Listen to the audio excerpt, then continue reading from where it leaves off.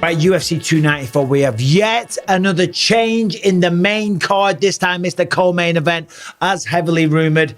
Paulo Costa versus Khamzat Chimaev is off. Costa cannot fight, as we saw. He had a nasty staph infection. He had an operation 5 weeks ago. He had about 10 stitches in his arm.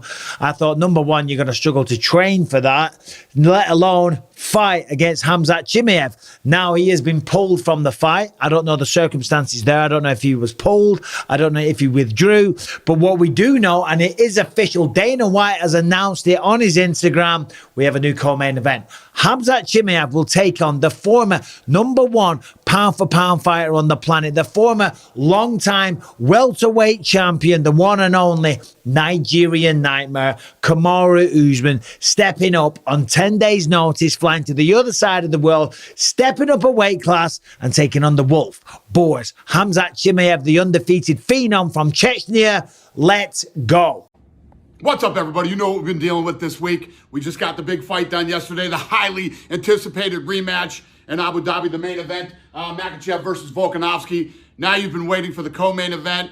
Costa's hurt. You know, all the rumors that are flying around, we got it done. So, the number 4 welterweight in the world, Khamzat Chimaev, is moving up the middleweight, and he will face the number 1 welterweight in the world, Kamaru Usman. So, number 1 versus number 4 at middleweight. Usman versus Chimaev. I will see you in Abu Dhabi.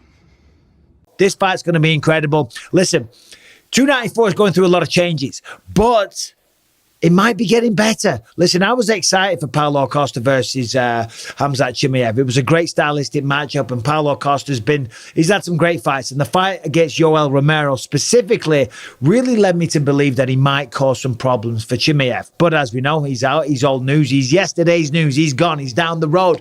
Nigerian nightmare, Kamaru Usman is stepping in. And I got to say, just like we gave a lot of respect to, first of all, Islam Makhachev, and also, of course, to Alexander Volkanovski for stepping up short notice, the Nigerian nightmare, Kamaru Usman, what a guy. Stepping up, short notice, last minute to fight Khamzat Chimaev, a man that is undefeated. And we know Kamaru has fallen from grace a little bit recently. Now, he's still the number 1 ranked welterweight on the planet, but he did lose his last 2 fights. Of course, he got caught by a beautiful head kick against Leon Edwards, got sent to the Shadow Realm, headshot, dead, all that stuff. Then he came back to London in July, tried to go up against Leon again, and unfortunately for him, maybe it was March earlier this year, and he didn't get the job done. It was a great win for Leon Edwards, and in that fight, Leon established himself as firmly the champion of the world. And as Terry Atlas says, when somebody becomes the champion, they get 30% better. And Leon did look 30% better.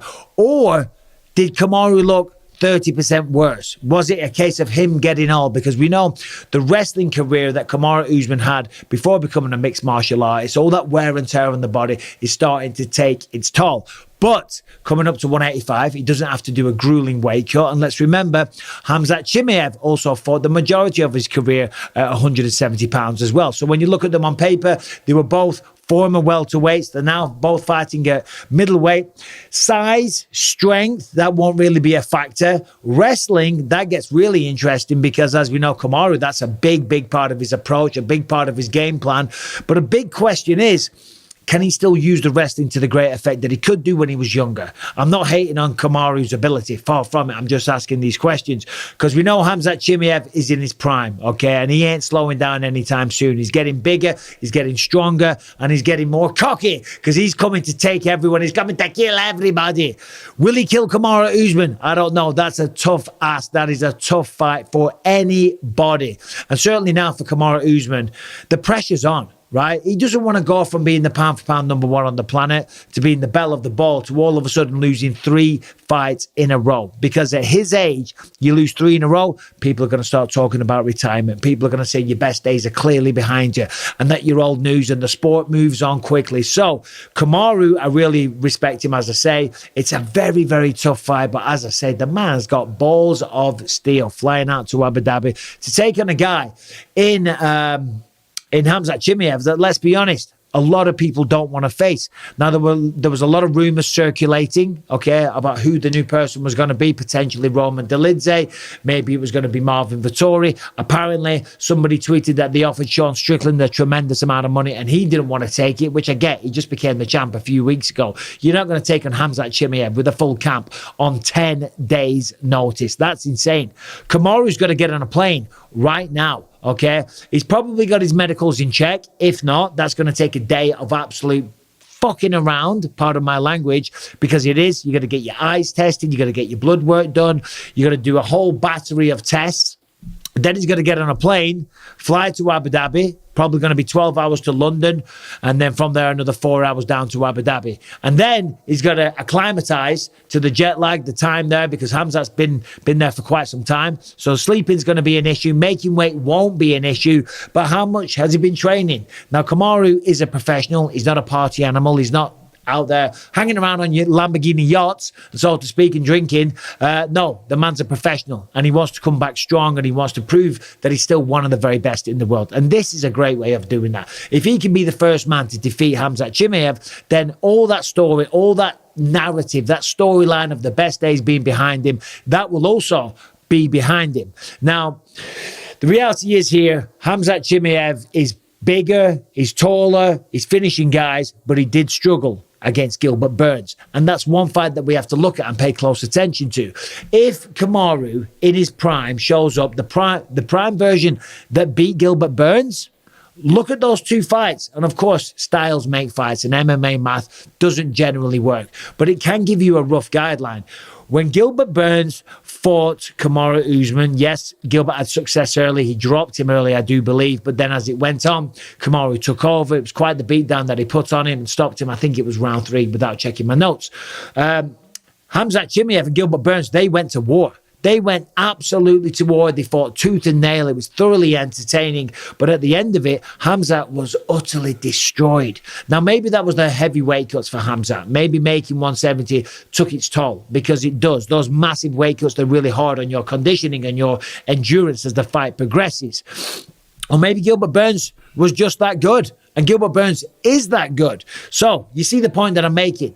This isn't like Kamaru Usman is out of his depth. He's really not. They're both welterweights. They've got opponents in common. And they're both moving up to 185. Will Kamaru stay at 185? Who knows? You never know. If he can go out there and beat Khamzat, beat him in the wrestling department, take him down, smother him, ground and pound him, choke him out, knock him out, whatever the case may be, he might just say, you know what, I'm going to stick around here because as I'm getting older, fighting at 170 pounds is really taking its toll on my body. And maybe he sees a fresh challenger. Maybe he sees himself having a good stylistic match, in theory, against somebody like Sean Strickland. Okay, because who is challenging Sean next? We don't know. Israel Adesanya, that hasn't been announced. Dricus du Plessis, I'm not sure what's going on with him. There's other people like Robert Whittaker, but he just got beat off du Plessis. So you never know. Maybe this is the icing on the cake. And now I don't know. This is just purely me speculating and riffing and going on. But maybe they've said, listen, we'll offer you X amount of dollars. And I guarantee it was a very, very handsome fight purse that he's competing for.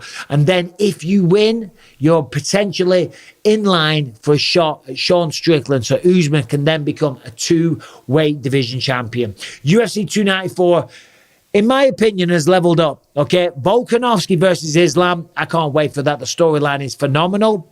I'm sure Oliveira will get a shot at the winner. We're yet to see who that's going to be. And then, of course, the Nigerian nightmare, Kamaru Usman stepping up against Khamzat Chimaev.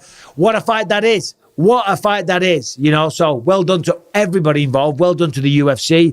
And well done to Usman specifically and Alexander Volkanovski. Stepping up short notice like that, it takes a lot of balls. There's a lot of self-doubt that can creep in. I've been there. I've done it myself. I fought Luke Rockhold at the end of my career, towards the end of my career, and I took the fight on 2 weeks' notice. But for me, it was a little bit different because I'd never been the champion. And for me, I was trying to, just take a title shot under any circumstances.